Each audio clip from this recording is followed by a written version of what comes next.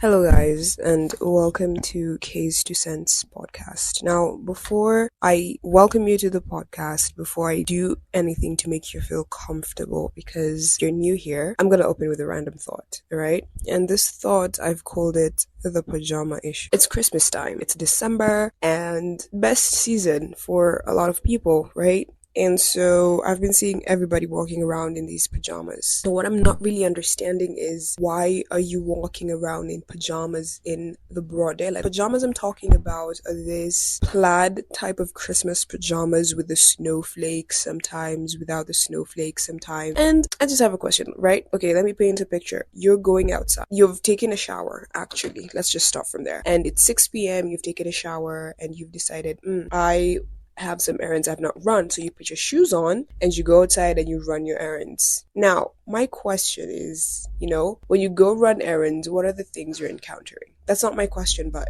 what are the things you encounter when you're running errands?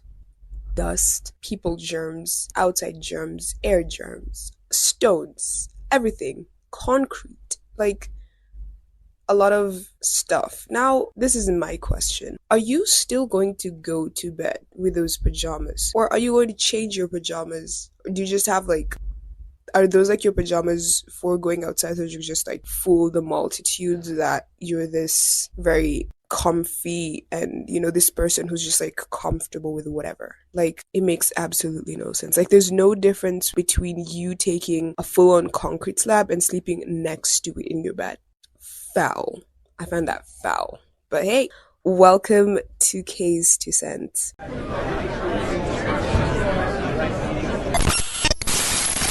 Now, what is this podcast about? I'm going to give you guys a quick introduction to what we're doing here and why this is a thing. Alright, so welcome to Case 2 cents. Why I named it like that is because 2 cents are usually associated with people's opinions. There's a whole English thingy about it. Now, saying thingy might just make me less credible, but that's the whole point of it. I'm not credible to be talking on the internet. That's why I'm sharing my 2 cents, my opinions. This podcast just revolves around my thoughts. My thoughts consume me. My thoughts are the entity of me. My thoughts are me. My thoughts are holistically who I am. What I think, what I perceive, how I see the world. It's all encapsulated in my thoughts. And inversely, I'm also writing substack articles, and I describe myself as a metaphorical writer. What does a metaphorical writer do? A metaphorical writer writes in metaphors majorly, and sometimes they're very hard to decipher. Sometimes they're very hard to understand what it is I'm writing. So I thought I'd also do a substack to kind of explain what it is that I'm writing, what it is that I'm saying, what it is that I'm doing. And also, I have just always wanted to have a podcast where I just yap. And I'm not going to lie to you. I'm going to be completely honest. Yesterday, I tried recording this so many times, and I was just figuring it out. And I was I'm going to record the first one, and that's when I'm going to figure it out. Because I'm just going by just execution. And I feel that with today's title, The Dare to Dream, just fits perfectly, because I am literally daring myself to do this. And I had so many doubts yesterday. I had questions. I just sat down and asked myself, what the heck are you doing? And I look at people in other spaces, them trying to build this corporate career of theirs, and I'm a little bit behind on that. But in my head, I'm I don't care. I love whatever I'm doing. I love whatever I'm building. I don't know where I'm going. I don't know what direction I'm headed. I'm just chasing a dream. Now, this podcast is going to be in conjunction to the article that I wrote a couple of days ago. And the article is called What Are Dreams Really Made Of? And in this article, I talk about how I am this person, me, kariSa. Oh, also, hi, my name is kariSa, and I'm a 20-something-year-old Kenyan girl trying to figure out this dream that I know I have but I don't know what this dream is. And as you can tell, I'm very much a horrible host, because why am I introducing myself about 6 minutes into everything? Anyway, so the Dare to Dream and What Are Dreams Really Made Of? This article, What Are Dreams Really Made Of? I talk of myself as somebody who's had this mega dream and who knows that they're meant for something greater. Also, disclaimer, I have a little bit of a cold that is kind of like at its end stages, so yeah, yesterday was worse than this, but I'm doing better. And also, I have this habit of finishing my sentences in my head as thoughts, so I'm gonna try and pinch myself a lot just to complete what the heck is it is that I'm saying, or like make sure that my point is gotten across. Okay, let's get back into it. So, the Dare to Dream and What Dreams Are Really Made Of. In this article, I reiterate again, I'm talking of this dream, this feeling of knowing that I'm meant for something bigger than where I am, or like what I'm seeing, or what I have seen, or what I've heard, or what I've had tangibly. And I've had this feeling of being greater than, I want to say, the average person, but that feels mean. But it's like the only measure. Okay, when I say the average person, I'm just relating it to my everyday life, what I'm encountering every day. Like, I live in a third world country where education is pushed far more than, talent and creativity. Being autistic is not pushed that much. So I guess that's my reality, and I'm like, I don't know if I want to go that way. And ever since, I was a kid, I know that, I'm meant to be great, but I don't know how I'm going to be. I just have this feeling. And it feels very selfish and conceited saying it like that, but I just can't describe it in any other way. Like, that's just how it is. And that's, however conceited you think it is, that's the reality of it, And I'm gonna, tell you guys, I guess, a little bit more about me. So I've had this dream ever since I was a kid, I guess. I don't know what this dream is. Like, it's very undefined. It's very what I said to a normal person. This dream is labeled as intangible and stupid and undefined. And even to me, it is undefined because I don't know what it is. I don't know what I'm meant to do. So when I was a kid, when you're a kid, the question that you're asked, usually when you're little, is, what do you want to be? Because at that point, you can already decipher that there's a doctor, there's a painter, there's like different career scopes. And I remember the first thing that I ever said was I wanted to be a doctor. And the reason I said it was because it looked glamorous, or it was painted or portrayed to me like very glamorously, and I was like, okay, and that looks like, the direction that a lot of people like, or that's like the answer that a lot of people want to hear, and that's the answer that I'm gonna give. And then when I said it, I was like, no, it's really not sitting well with me. So I'm like, I don't think I want to be a doc. But I keep it to myself, I'm just like, whatever, I already said it. I can't take it back. But I can look for something else, and then I could just change. And then I remember the next time, I remember vividly, I was in class 3, and it was the first time I had drawn a hill in like a book. I think we were learning about like the land breezes and the sea breezes. And it was the first time I'd drawn a hill. A tiny hill on like a page, just like an upside down U. And that's when it dawned on me that, oh my god, I can draw. Like, I have an artistic vein in my body. And then I discovered there was architecture. So I remember changing my career to like, okay, I want to be an architect because architects draw. And then going on and growing up, I discovered that I could sing a little. I could hold a tune, and then I'm like, okay, maybe I could become a musician. And then I was also a tall kid growing up, so I remember people asking me, do you want to become a model? And then that was like a thought in my head, but at first I was like, no, that doesn't look too cool. And then I was like, well, maybe, and then after that, it was just like me moving and swimming through so many things that I wanted to do. And I was not a very strong kid.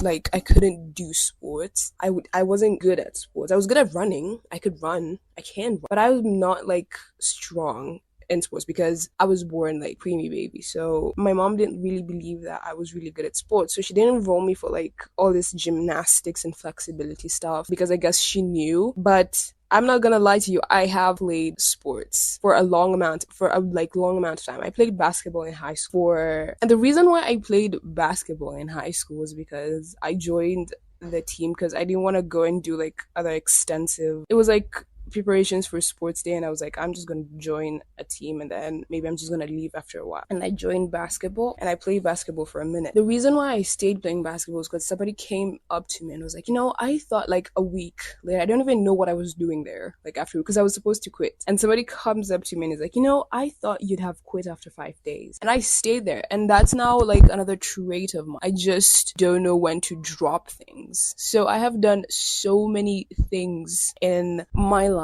that, have still had me like, what exactly is it that I'm like, meant to do. And then came the final year of high school, which is now like Form 4, and I had to like narrow down. Like this was now like the make it or break it of like career. Like you have to choose what you want to go study because this is your life. And I had narrowed down, I was still like architecture because I really love drawing and art and painting and all that, like, the creative goodness of it. I really love that. So I think I was just like, I'm probably hell-bent on architecture. But I changed my mind, like, obviously, because I was exposed to like so many different things and I found so many things fun. I think at some point I even thought I'd have a basketball career. I was not good at basketball. I was horrible. I was so bad. Never played a single game. I was just there to do the exercises. I'm sorry. I'm going to be honest. I was there to just keep fit, really. And to also just like make sure that I prove a point that I'm not a quitter. Those were my two main motivations why I woke up every single day and went to run at 5 a.m. in the morning because I had to prove somebody wrong. And now in high school now we have to choose like our careers and we have to choose like what we want to do for the rest of our lives. And you can see how already like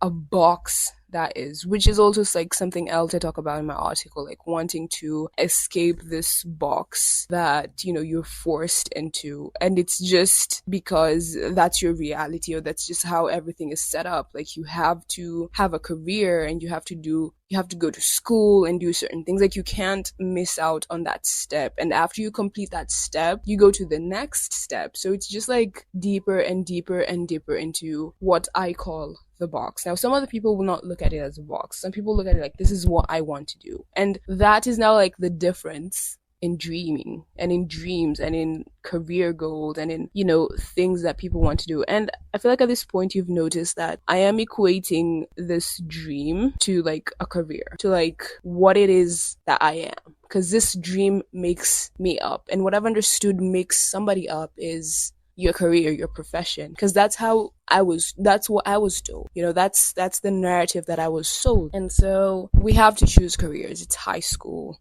the last year, and this girl comes and she's like this girl who's like super good at math.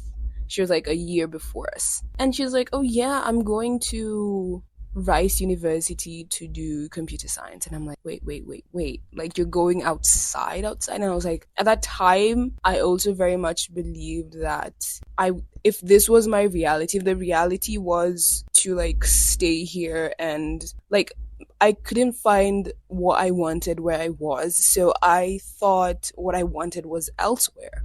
And so when she mentioned going abroad, my ears perked so high up, they flew like outside the classroom ceiling and like through the roof. And I was like listening and I was like, okay, so you're going to Rice because you're doing computer science. And that's where the whole computer science thing was born. That's me I've never told anybody this. But that's where the whole thing was born. I was like, okay, so I can go abroad if I do computer science. And I can get away from all this and I can go out there and figure it out. Because that's what I thought. Because nothing was making sense with staying here. And staying here felt like I was just like restricting myself. So that's why I chose that as a career. And my university course right now, I'm in my the last year of my undergraduate studies, and I do mathematics and computer science, and I'm nowhere close to whatever I thought this was going to be, because here's a mistake that I made. I decided to ride on somebody else's dream. I decided to imagine myself living a life, but it wasn't built, like the foundation was not of what I wanted. It was like of somebody else's goodie bag. And I was just like, okay, so if I go like this, I'm expected to have a goodie bag, and this goodie bag is going to help me do ABC. And I feel like that's also like a point where people get dreams wrong, you know? What I have learned is that like a dream, you cannot have a dream and base it off of like somebody else's experience. Like dreams and the journey that you take towards like fulfilling or achieving your dream, it's very different. There's no manual. There can't be a manual towards like achieving your dreams. Like everybody's unique, everyone's story. So at this point, I have been sold on like a dream off of somebody else's goodie bag, and here I am like about 4 to 5 years later, seated at the same, nowhere close to what I think I should be doing. And it's like, what now? Because I feel like the moment I was selected to do this course, immediately I didn't want it. But I told you guys I'm someone who doesn't give up on like literally anything I embark on. So I still have this whole, it's gonna work out, I have to trust it, it's gonna work out, there's a reason why I'm here. And if you've read Steve Jobs' is it an autobiography or is it a biography? The one that somebody else writes. I think, yeah, it's a biography written by somebody else. And he talked about the line connecting. So I was like, okay, maybe the line is going to connect somewhere. Let me just go and do it. Like there's a reason why I'm always picking and dropping things and doing like 20,000 things at a go. And so choosing this career also was kind of like, I remember another vivid thing I remember from high school was before I even like settled on what I wanted to, or on choosing like computer science, was my friends telling me that I should do like something in graphic design because I was really good. So at this time, I have been, from Form 1, I have been writing books and novels for people to like read in school. And that's also like a whole thing. So like my classmates know me as a writer already. Like I've already established that point, and they're like, your stuff is amazing. I hope they still think that, or I hope they actually thought that. And also in the same breath, I am in my school's dance team. Also in the same breath, I have been doing calligraphy ever since I set foot in that school. Like for whatever birthday cards people needed written, like for whatever little gifting situation people had, they like also come to me, like as part of like the other people who also did. Like I was part of the people who did the calligraphic cards for people. If I look back at it, I vehemently declined. I was like, no, I can't do anything creative. I'm not a creative person. I am not going to like a creative workspace. And the reason I feel like I said that was, or like I like denied myself the chance of like going for a creative career, was because one, I didn't understand it, and two, I think we're always given this mental picture that, you know, artists struggle, or like artists don't, like you won't necessarily make bank as an artist. Like that's going to be very impossible for you to like make bank from artwork. No, you can't do that. You genuinely can't do that. Like that's impossible, you know. That's like what you're sold on. And so that's what I knew. How I look back at it is I was very much running away from like my creative self. And let me tell you one thing about like whoever you're meant to be. However fast you run, however fast you think you're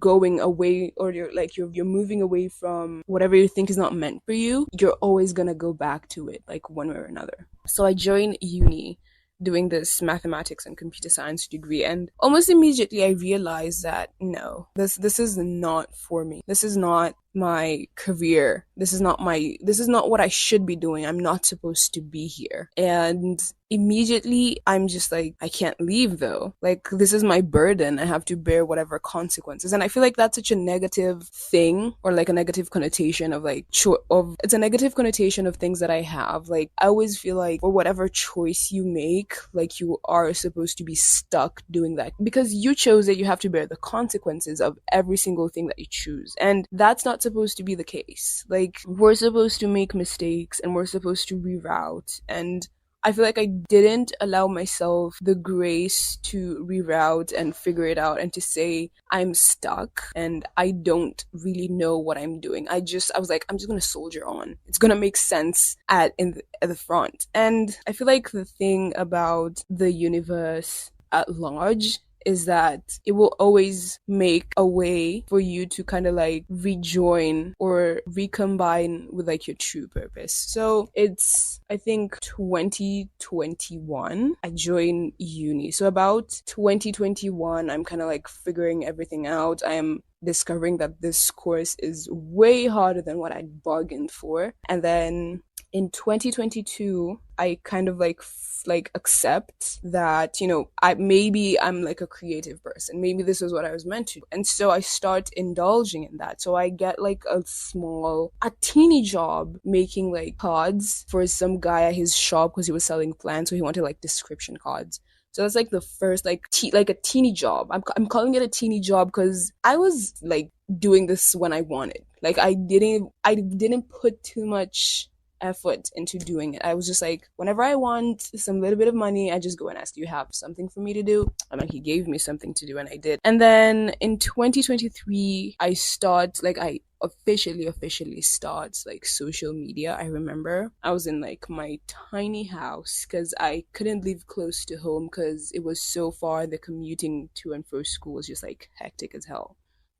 So my mom got me like a little place where I stay even like till now, even as this time of recording. And I saved up some money and I bought myself like a small tripod, and using just like whatever I had at that moment, I started social media like actually seriously. And right now I have gone to amass like a good amount of audience. I think I hit my first big number around 2024, early 2024, and you know, till now I'm just like navigating the whole space. And 2025 has been such a good year, I guess, for me. In a sense, it has been not an 100% good year, but it's been a year. It's been something. I've gone places. I've met super cool people. I've been invited to places I didn't think I'd be invited to. Like I this year I went for like an Adidas event, and for a lot of the people, I feel like the people who were there, I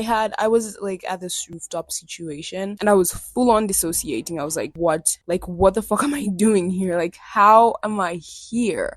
And I'm looking around and this is all these creative and cool people, and I'm like, I get to be like part of this in a sense. And to a lot of people that might look like something so tiny, but to me that was the fruit of the dare. That was the whole essence of the daring to dream. Like in that point, in that moment, as I was standing there, I was like, this is what the courage that I had in 2023, it's what has led me here. Like having the courage to accept that, you know, creativity was part of my life, and however much I'd been running away from it and refusing and be like, no, like when I was young, I was like, no, I don't want to do anything. I don't think that's for me. And that is also like something else I'm going to probably unpack like a little bit later. Accepting and having that courage to dare myself to be like, go ahead and chase this, because there is no way you find everything unsatisfying, and the only thing that, you know, gives you a little bit of happiness, you're constantly saying no to. And I was like, okay. So I feel like 2025 has been a reap of like one single tiny not a tiny fruit, I'm just gonna call it like a normal sized fruit, because it doesn't matter what the normal eye saw, but to the normal eye it's just like another day, another sleigh, you know. But to me, bro, when I tell you I was full on dissociating and I was like, what? I met some bigger dreamers like myself and I was like, okay, I'm okay. And the reason why we dream, or the reason why we chase the dream, is like, there's a lot of things I have come to learn. And wait, before I get into like why we're chasing the dream and whatnot, okay, like at the event I met some bigger dreamers, and there's a lot of dreamers that I look up to, or I like really admire their stories. Number one, Steve Jobs. Reading his biography was like the most mind-shattering thing I have ever like read. Like I was like, whoa. What do you mean you dropped out of school and then went on to found like one of the biggest companies ever? I feel like his story just gives me some sort of, you know, just relax. Everything's gonna make sense. And then who else? okay, some of the dreamers. There's Elsa Majimo. And I know a lot of people, there's like this whole controversy. I don't care. I really don't care. Looking back, I feel like this girl sat and said, I'm gonna do ABC and I don't care. Having that I don't care and going to bed, waking up in the morning and continuing to say I don't care in the face of whatever hardships you go through, I feel like that is like the capitalness of a dream. That is the whole journey. And sometimes you have to look at people who have done the things that you want to do so that it sort of like reinforces you to keep on, because chasing something you don't know of and you have like no assurance of, it's scary, it's daunting, it's what am I doing? That's the thoughts that are gonna be in your head. It's like, what the hell am I doing here? Why am I here? What is going on? And seeing other people achieve the things that you dream of, or like you look at and you're like, I think that's also like the path that I want to go, or like these are the things that I want to do. Having people who you can look at and see them doing such things is very necessary, and it's very good, and it's very calming. There's Ayanfe. She is the founder of What Would You Do? I didn't know who she was until the Adidas event. And for me, genuinely, I feel like in life, like you meet or you're opened to things that, like the experiences you experience because you're ready to experience them. It's the mind of these things have always been there. Like this event, this gatherings, they've always been there, but you've just not been in the space to receive them.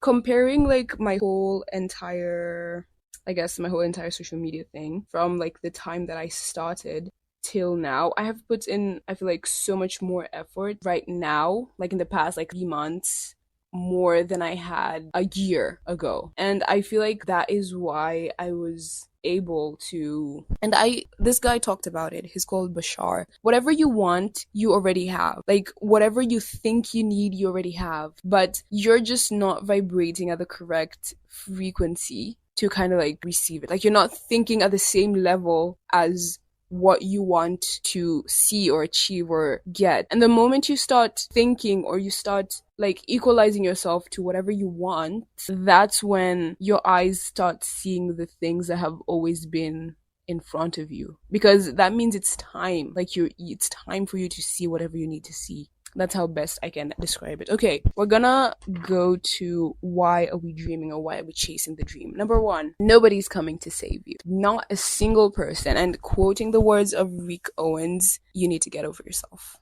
I spent so much of this whole figuring out the dream situation thinking that, like, let me put it like simple. Like, let's start with like brand deals or things like that. I spent, I think, 90% of the time thinking, oh yeah, these people have to look for me. Like, I'm not going to go out there. Get over yourself. Because exactly what had changed from the moment I stopped thinking like that to the time I started like going outside and chasing exactly what I want. I got invited to an event hosted by Adidas. Hello. And it's like a tiny scratch on the surface, but I went chasing it. Like, I sat crying, not crying like tears, but like crying and complaining and being like, but I'm not getting anything. I wasn't looking for anything. So how are you gonna get what you're not looking for? Closed mouths don't get fed. And I live by that quote. I've already talked about like you're exactly where you need to be. You're exactly where you are because you need to be there. There's a lesson that you need to learn. There's a reason why you're stuck in whatever transpose you're stuck in. There's a reason why. There's a lesson you need to learn. And what I've also realized is sometimes what you consider as the beginning is probably not even the beginning. Like, whatever you think, like, oh yeah, so I'm starting. Right now is where I'm starting. Like, this is my starting. That's probably not even the starting point. Maybe you're not even where you're supposed to start. Like, you're still learning and you're still figuring it out. And the moment you get to like the beginning, it's going to be the beginning, and you're gonna know it's the beginning. Another thing that I also learned throughout whatever much I have learned about like dreaming and chasing a dream is dreaming and envisioning is very different from starting and what is the word? I forget it. Starting and executing, yes. Starting requires an immense amount of courage. Like, you need to tell yourself, yes, I can do it, and you go and you start a YouTube channel, and you edit your video, and you create your YouTube channel, and you make a banner, and you make it pretty, and you clean the whole thing, and you're like, okay, so I've started it. And that's the courage, that's the leap, and it's a pat on the back that you need, and it's like, kudos to you and whatever. But what is the next step after you've created that YouTube? The next step after you've created that YouTube channel is posting. And after you hit your first post, what is the next step after that? Posting again and again and again and again and again. And I feel like that's like the thing that people miss. Chasing your dreams requires you to do it over and over and over and over and over and over again. And it's not every day that you're going to have the same strength, the same courage, the same patience. It's not every day. Like, you're gonna, obviously, when it gets to a point, you're gonna start asking, what the heck am I doing? Like, as I feel like I always ask every single day. Every single day I wake up in the morning, and maybe like today, I had to film this, and it's something that I've never done before, and it's something that I've always wanted to do, but I asked myself, what the hell are you doing? Like, why are you doing this? And showing up for your dream and pushing aside that questioning and being like, I don't know why I'm doing this, but I have to. I feel like for me, that's usually just like an enough reason. It's like, I have to do this though. There's a reason why I have to do it. I don't know what it is. I don't know what this dream I'm chasing, but I'm still going to do it. I'm still going to show up. And sometimes dreaming is not enough. And that's very scary. It's very scary because that's when the numbers and the logistics and the what the fuck am I doing comes. That's when you're like, okay, what is the reality of this? What's the long term? What's the short term? What's the ABC? Sometimes you get to a point where you're like, I can't do this. I can't live with the uncertainty of whatever it is, whatever this that I'm chasing is. I don't know, I would just say you don't have to be scared. And I don't even know who's listening to this. Like, I hope this like is applicable to like whatever. I feel like it is.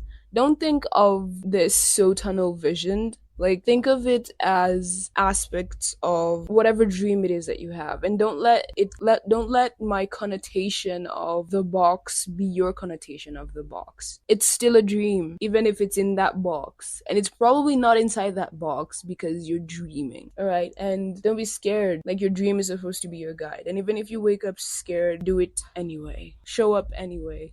Every day is different. And yeah, I think those are my closing thoughts. All right, what are my resolutions pertaining to this dream? Because I'm still dreaming and I'm still chasing whatever it is that I'm chasing. So what are my resolutions? Number 1, I have to omit the whole, I don't know how to do this. I don't know what that means. I don't know whatever. There's the expanse of the internet for a reason. There's so many resources. There's no reason for you to be saying, I don't know how to do ABC. Bro, take whatever you have, put it in AI, and let AI explain whatever the heck it is that you want it to explain. Put it in an AI open service and let AI explain to you what the fuck it is that it means. If that's how you're gonna get meaning for anything. The I don't know, that is something I'm absolutely going to cut out. Number 2, I want to be consistent. I am a person who very much does not relish in repetition. I get bored. I think that's why I jump through a lot of things. I classify myself as like a jack of all trades, but a master of none, because I have done so many things. And it's one of the things that I'm told that, is like a flaw of mine. I jump and abandon things so quickly. And to me, it's not jumping and abandoning. I'm not abandoning anything. Really, there's something a little bit more shimmery. I'm just gonna go collect that and bring it back. That's how I think of it. But I'm going to try and be consistent in whatever it is that I do. All right. So yeah, I think that is what I just had about daring to dream. And genuinely, I don't even know if I made sense at whatever point. I don't know if I moved out too much. I don't know if I gave too much lore. But my closing thoughts on the Substack is, I have no doubt that I'll figure it out. What will I figure out? I'll figure out what dreams are actually made of, because I'm gonna dare to dream. All right. Thank you guys so much for listening. I hope you I don't know. I hope you enjoyed this. I hope this made sense for you. If not, I hope you enjoyed hearing me talk. Even though this is my sick voice, right? Pardon me for, whatever. But thank you so much for listening. And I'm going to see you real soon because I have super, super cool and amazing articles and podcasts lined up. And again, let's just pray that, whatever I'm resoluting to do on the consistency part, especially, that I keep to doing that. All right. Thank you so much for watching. I'll see you when you see me. Bye.